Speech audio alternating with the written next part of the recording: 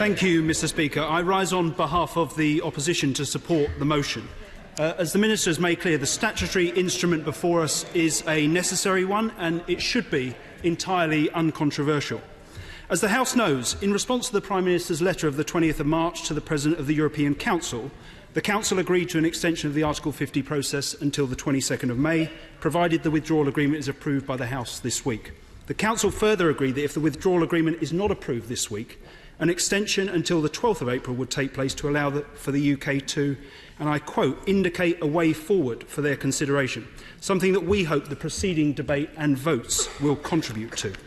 On the 22nd of March, the UK's permanent representative to the EU, Sir Tim Barrow, wrote to the President of the Council to confirm agreement of the proposed extension arrangement under Article 50, subsection 3 of the Treaty on European Union.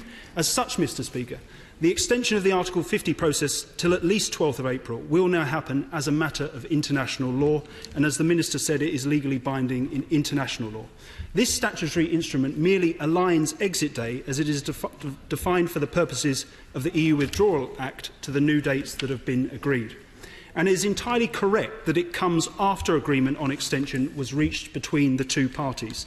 Indeed, the EU Withdrawal Act itself makes clear that this sequencing, that is to say that any new agreement between the parties as to when the treaties cease to apply to the UK, must precede any change to exit day for the purposes of the Act. And that is what is precisely required by the legislation.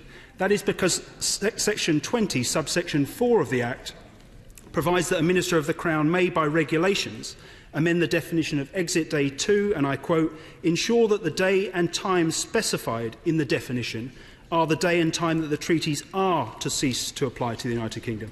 The operative word, Mr. Speaker, being are, not the day and time the Government would be hoping the EU Council would agree to. As such, logically, the Act makes clear that the Government could not propose a statutory instrument that would stipulate a date or dates for exit day different to the date on which, as was agreed at the time, the treaties would cease to apply. In short, the power to redefine exit day as set out in the 2018 Act passed by this House only last year only arises if the date has already been changed.